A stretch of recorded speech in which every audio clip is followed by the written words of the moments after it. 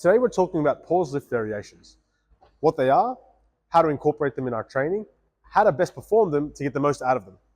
Firstly, what are pause lift variations? Well, pause lift variations are when we perform our main movements, our squat, our bench press, and our deadlift, with a deliberate pause, with a deliberate stop in the middle of the motion. They are increasingly popular, and with good reason. They're a great way to improve our strength and improve our technique. They improve our strength because they increase the amount of time under tension in a specific part of the movement, often the most weakest part of the movement. And they improve our technique because they force us to hold a position isometrically and force us to engage and to think about our position and hold that shape.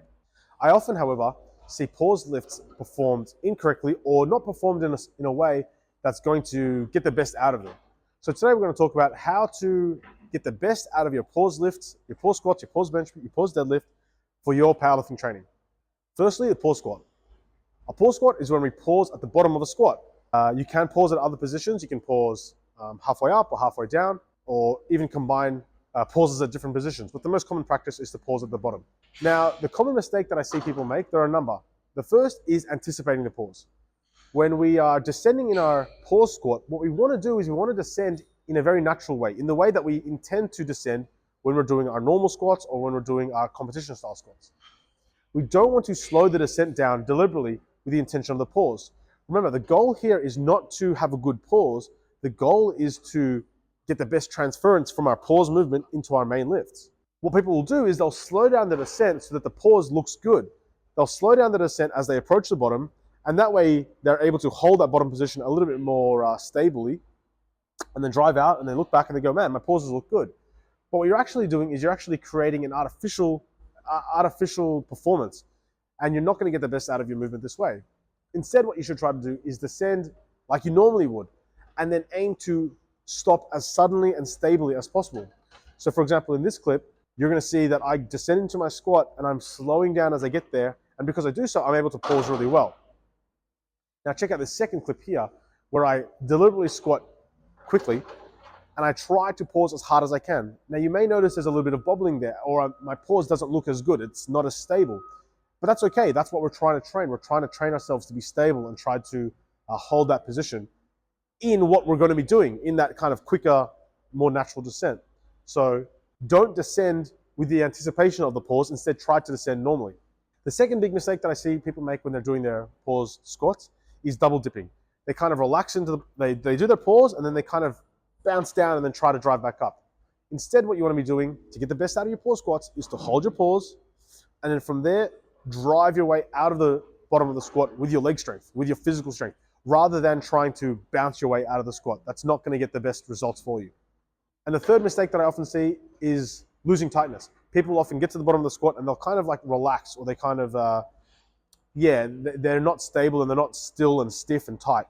What we want to do is maintain our brace, we want to maintain our upper back rigidity, and we want to make it look like, what I often describe is that you've just done a normal squat, but the camera froze. You know, if someone watched a video of your pause squat, it should look so natural that it looks like there was a lag in the video because there was this pause there, rather than you changing your technique or relaxing or losing tightness or whatever it might be. So those would be the three things that you need to look out for when you're doing your pause squat. Don't change your descent just because you're doing a pause squat. Don't double dip at the bottom of your pause squat, and don't lose your tightness at the bottom of your pause squat. Okay, pause bench press. Of course, in a powerlifting competition, you have to pause your bench press. You've got to wait for the referee to give you the press signal, and as a result, we kind of see this little pause in the bench press. So for your training, what I often recommend doing is not only to do a pause bench press, but to do a paused spoto press. Now, a spoto press is where we bring the bar down, but we don't touch our chest. We deliberately stop just short of touching our chest.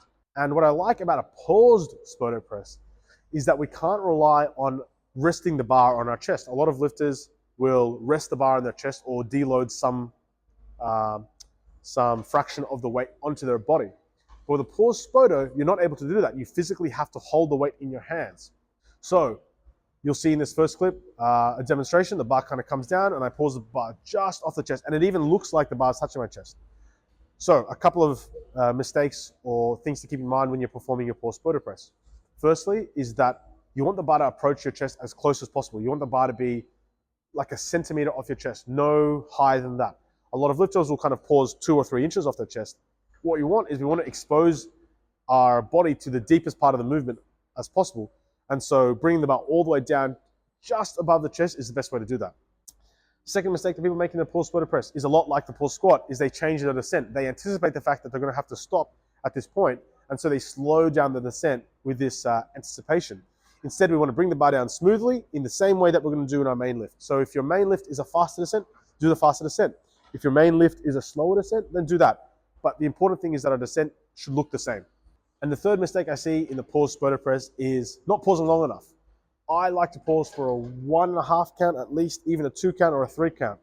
I mean, of course, you can still do a normal 1 count pause squat press, but I like that pause to be a little bit stricter to really get the best out of your pause squat press.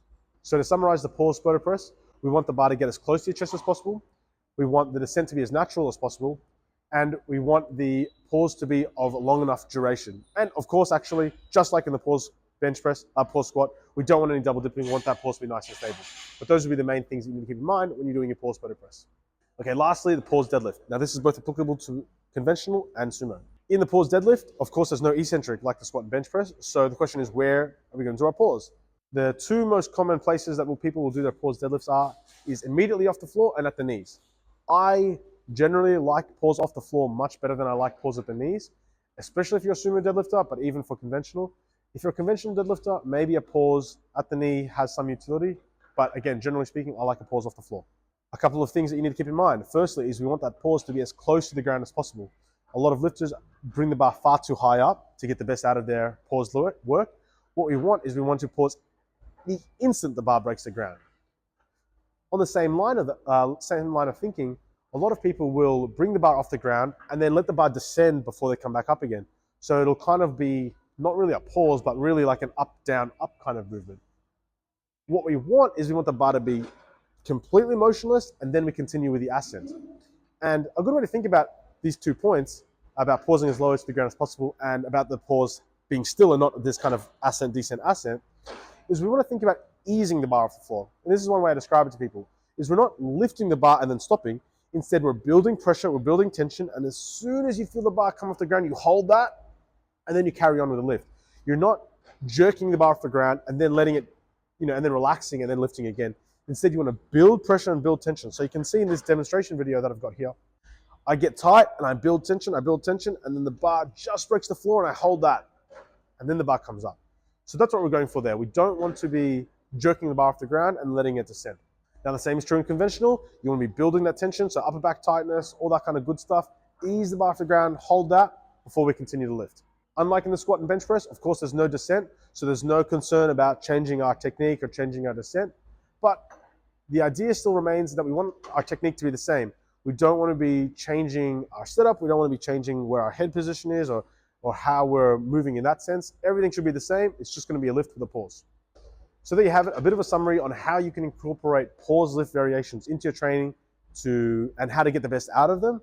I recommend you do so. You can include these pause lifts on a secondary day, or you can even make your main lifts for a certain block or two, these pause lift variations, especially if you're in off season. That's a great thing to include to help improve your technique and your strength.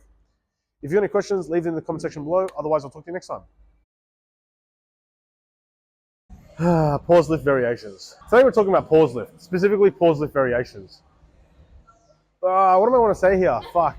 This is today we're one more time. Popular and with good reason. How to best perform. Fuck me. All right, starting again. And the most. Fuck me. When we do a pause. And one of them is to. Fuck me. Is anticipate. Fuck me. Dead. Okay. Oh my God. I'm just going to start this all again. Deliberately hold a position isometrically. Fuck me. This is so much harder than I was expecting.